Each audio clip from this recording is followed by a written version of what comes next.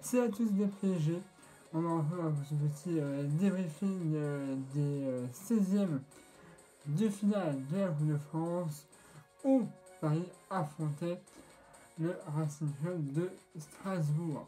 Voilà, et ça se passait évidemment au Parc des Princes. On va avoir beaucoup de matchs qui vont arriver peut-être au Parc des Princes. Bon, alors le match commence, pas de Mbappé, le retour de Ressé Rodriguez dans le groupe, qui a joué, je crois, une minute, pas plus, dans les arrêts de jeu. Voilà. Alors, les chiffres de Eurosport, je les prends. Mais, voilà. Donc, le premier but est de Edson Cavani. Magnifique. C'est une passe de Choupo-Moting. Et Edson Cavani place une tête parfaite, dont le gardien du Racing Club, Maxence, je crois, normalement c'est Cavani, mais là, il avait fait tourner l'effectif. Maxence ne peut rien faire. Et donc, à la troisième minute, ça fait déjà 1-0 pour Paris. Alors, heureusement, on me dit c'est 4 minutes. Moi, j'ai revu le match avant de faire le débriefing. C'est 3 minutes de jeu. Mais je respecte les chiffres de Rostock qui disent 4 minutes. En fait, comme vous voulez. Mais ça fait 1-0 pour Paris. Alors après, il y a eu plein d'autres actions du PSG. Tu vois, on a eu encore une tête de Cavani, on a eu une forme de Neymar, on va revenir plus sur Neymar d'ailleurs. Mais le gardien belge, je crois, là, Mercedes, était parfait. C'était un très bon gardien. Areola a fait quelques parades, mais voilà, rien d'exceptionnel pour Areola. C'est largement le gardien de Strasbourg qui a fait les plus beaux arrêts de la soirée. Voilà. D'ailleurs, Strasbourg, je tiens à dire, est une très bonne équipe. Actuellement en Ligue 1, ils font des super matchs. Voilà. Et on va rester à l'instance de la lutte. Comme dit souvent Thomas Tourelle, quand il n'y a pas 2-0, il n'est pas tranquille. Moi, c'est pareil. Mais 4 minutes de jeu, écoute, tu mènes à 0, ça va. Hein. Donc, après, donc on va sur le terrain. Et donc, ça passe. Et, je sais plus combien de minutes exactement, on aura Neymar qui sortira sur blessure. Alors, j'ai lu le communiqué du point, enfin, j'ai vu le point médical du PSG ce matin. Apparemment, c'est une douleur qui s'est réveillée de la chaussure, donc le 5e métatarse, donc c'est un os du petit doigt de pied normalement, si mon signal est bon. Et oui, c'est une douleur qui s'est réveillée. On ne sait pas s'il va être disponible pour le match de Manchester. Et ça m'énerve. C'est-à-dire parce que Neymar il a reçu au moins 1, 2, 3 fautes d'affilée l'arbitre.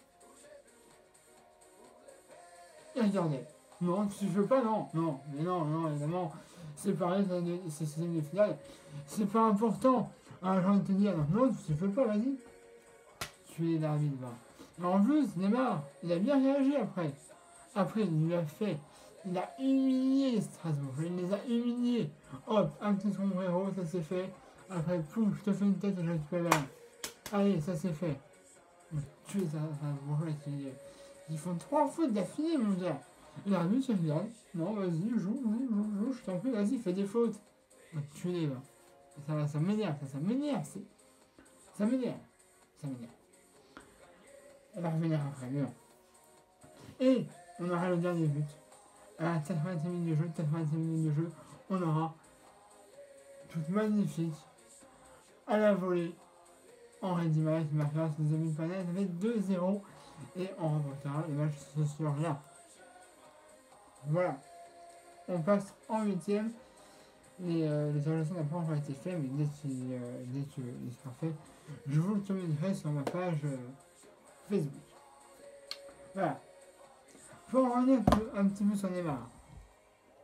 Vous savez que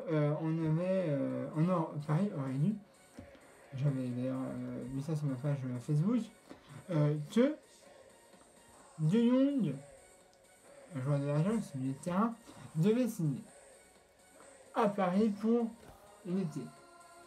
Et ben non. Et ben non, ça avait été dit par un média catalan. Espagnol, j'ai dit, on connaît les médias espagnols, hein. C'est pas toujours juste. Et j'avais raison. Parce qu'il n'a pas signé à Paris, il a signé à Barcelone, c'est enculé. Et ouais, mais alors par contre, oh alors là, mais le Barcelone a aucun fair play financier. Non, recrute Dembélé, recrute De Jong à 75 millions, plus 11 millions d'euros de bonus. Mais non, pas du tout, il n'y a pas de fair play financier. Espèce d'enculé, va, il est fan de merde. Nous, on sait qu'on n'est pas français pour les fair play financier, pareil, tu vois, on le sait. Il y a eu, ça fait plus de 2 ans, 3 ans presque maintenant, que vous nous faites chier avec ça fait play financier où on avait, où l'UEFA et tout avait envoyé à la chambre des jugements qu'on n'avait rien à voir avec ce putain de fair financier. Mais non, il y a des gens à essayer de nous renvoyer le dossier à l'IA pour des études plus approfondies. Parce qu'ils veulent nous sortir ces enculés. Bah oui. Mais là, non, Barça 75 millions d'euros. De Jong plus 11 millions de bonus. On va pas faire que financier, non. L'enculé là, ça m'énerve, ça c'est. Je sais pas comment exprimer mon mécontentement face à ça. Tu vois. C'est l'enculé le pitch un joueur qui devait signer. Hein. Mais après, on leur parle même pas de fair play financier. Javier Tebas, c'est enculé, c'est un violeur, il a une tête de violeur. On va dire, Javier Tebas, il faut vraiment en parler. Mais lui, alors, il m'énerve. Lui, oh non, ça va, 75 millions d'euros, on a assez. Ah, c'est ça, vous avez assez, plus de 11 millions d'euros de bonus, vous avez pas honte. Là, il y a un fair play financier qui se travaille là-dedans, là. Ça m'énerve, là, ça m'énerve, ces trucs.